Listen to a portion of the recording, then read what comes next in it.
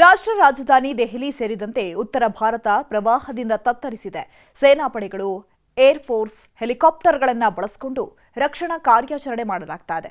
ಮುಂದಿನ 24 ಗಂಟೆಯಲ್ಲಿ ಹಿಮಾಚಲ ಪ್ರದೇಶ, ಪಂಜಾಬ್ನಲ್ಲಿ ಮಳೆ ಆಗುವ ಬಗ್ಗೆ ಅಲರ್ಟ್ ನೀಡಲಾಗಿದೆ.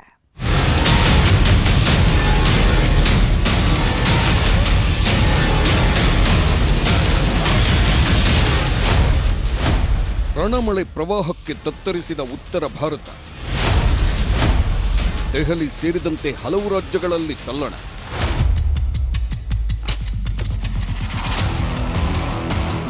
ರಾಷ್ಟ್ರ ರಾಜಧಾನಿ ದೆಹಲಿ ಸೇರಿದಂತೆ ಉತ್ತರ ಭಾರತದ ಹಲವಾರು ರಾಜ್ಯಗಳು ಪ್ರವಾಹದಲ್ಲಿ ತೊಯ್ದು ಹೋಗಿವೆ. ಹಿಮಾಚಲ ಪ್ರದೇಶ, ಪಂಜಾಬ್, ಜಮ್ಮು ಕಾಶ್ಮೀರದಲ್ಲಿ ಅಕ್ಷರಶಃ ಕಣ್ಣೀರ ಧಾರೆ. ದೆಹಲಿ ಒಂದರಲ್ಲೇ ನದಿ ಪಾತ್ರದ 10,000 ಜನರನ್ನ ಶಿಫ್ಟ್ ಮಾಡಲಾಗಿದೆ. ದೆಹಲಿಯಲ್ಲಿ ಯಮುನಾ ನದಿ ಅಪಾಯದ ಮಟ್ಟ ಮೀರಿ ಹರಿಯುತ್ತಿದ್ದು, ಸೇನಾಪಡೆ, ಏರ್ ಫೋರ್ಸ್ ಹೆಲಿಕಾಪ್ಟರ್ಸ್ ಕಾರ್ಯಾಚರಣೆ ನಡೆಸುತ್ತಿದ್ದು, ಸುಮಾರು 5,000ಕ್ಕೂ ಹೆಚ್ಚು ಜನರನ್ನ ರಕ್ಷಣೆ ಮಾಡಲಾಗಿದೆ. ಯಮುನಾ ಆರತಿ ಪ್ರದೇಶ ಸಂಪೂರ್ಣವಾಗಿ ನೀರಿನಲ್ಲಿ ಮುಳುಗಡೆಯಾಗಿದೆ. ಕಲಿಂದಿ ಕುಂಜ್ ಸೇರಿದಂತೆ ಸಾಕಷ್ಟು ಏರಿಯಾ ಜನ ದಿಕ್ಕು ತೋಚದಂತಾಗಿದ್ದಾರೆ. ದೆಹಲಿಯಲ್ಲಿ ಕೇವಲ ಜನರು ಮಾತ್ರ ಪ್ರವಾಹದ ಹೊಡೆತಕ್ಕೆ ಸಿಲುಕಿಲ್ಲ. ಸಾಕು ಪ್ರಾಣಿಗಳಾದ ಎಮ್ಮೆ, ನಾಯಿಗಳು ಕೂಡ ದಿಕ್ಕು ತೋಚದಂತಾಗಿವೆ. ಪ್ರವಾಹದಲ್ಲಿ ಈಜಿ ಪ್ರಾಣ ಉಳಿಸಿಕೊಳ್ಳಲು ಹರಸಾಹಸ ಪಡ್ತಿರೋ ದೃಶ್ಯ ಸರ್ವೇ ಸಾಮಾನ್ಯವಾಗಿದೆ. ದಿಲ್ಲಿಯ ಓಲ್ಡ್ ಉಸ್ಮಾನ್ಪುರ ಸೇರಿದಂತೆ 10 ಪ್ರದೇಶಗಳು ಜಲಾವೃತವಾಗಿವೆ. ದೆಹಲಿ ಪರಿಸ್ಥಿತಿ ಡ್ರೋನ್ನಲ್ಲಿ ಸರಿಯಾಗಿದ್ದು ಅಬ್ಬಬ್ಬಾ ಎನ್ನುವಂತಿದೆ.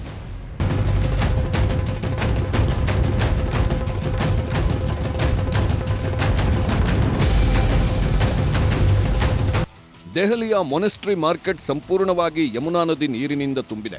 ಮಾರ್ಕೆಟ್ ಬಳಿಯ ಜನವಸತಿ ಪ್ರದೇಶದಲ್ಲೂ ಕೆಸರು ನೀರು ತುಂಬಿದ್ದು, ಜನರು ಮಂಡಿಯುದ್ದ ನೀರಿನಲ್ಲೇ ತೆರಳುವಂತಾಗಿದೆ. ಜಲಾವೃತ ಪ್ರದೇಶದಿಂದ ಜನರು ಬೇರೆಡೆಗೆ ವಲಸೆ ಹೋಗುತ್ತಿದ್ದಾರೆ.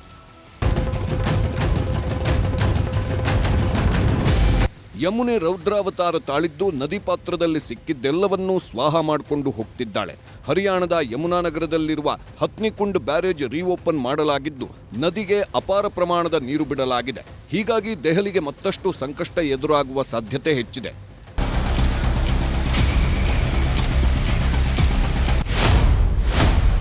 ಪಂಜಾಬ್ನ ಭಕ್ರಾ ಪೊಂಗ್ ಡ್ಯಾಂನಿಂದ ನೀರು ರಿಲೀಸ್.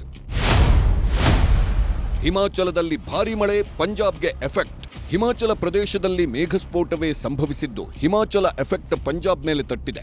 ಭಕ್ರಾ ಡ್ಯಾಂನಿಂದ ನೀರನ್ನು ನದಿಗೆ ಬಿಡುಗಡೆ ಮಾಡಲಾಗಿದೆ. ಸಟ್ಲೇಜ್, ಬೀಸ್, ರಾವಿ ನದಿಗಳ ಅಬ್ಬರಕ್ಕೆ ಪಂಜಾಬ್ ತಲ್ಲಣಿಸಿದೆ. ಇಲ್ಲಿವರೆಗೂ 30 ಜನ ಸಾವನ್ನಪ್ಪಿದ್ದು, 3.5 ಲಕ್ಷ ಜನರ ಮೇಲೆ ಪರಿಣಾಮ ಬೀರಿದೆ.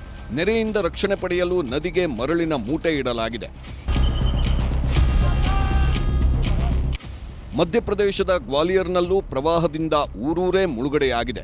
ಎದೆಮಟ್ಟದವರೆಗೂ ನೀರು ತುಂಬಿದ್ದು, ಜನರು ಬೇರೆ ಪ್ರದೇಶಕ್ಕೆ ಹೋಗುವುದಕ್ಕೂ ಪರದಾಡುವಂತಾಗಿದೆ. ಕಣಿವೆ ರಾಜ್ಯ ಜಮ್ಮು ಕಾಶ್ಮೀರ ಮಳೆಯಿಂದ ಕಂಗಾಲಾಗಿದೆ.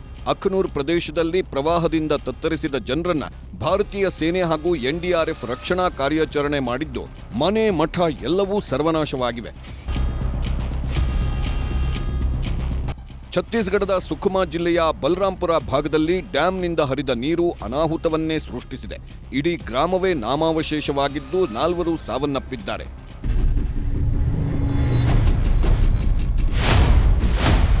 ಹಿಮಾಚಲದಲ್ಲಿ ಮತ್ತೆ ಅಲ್ಲೋಲ ಕಲ್ಲೋಲ.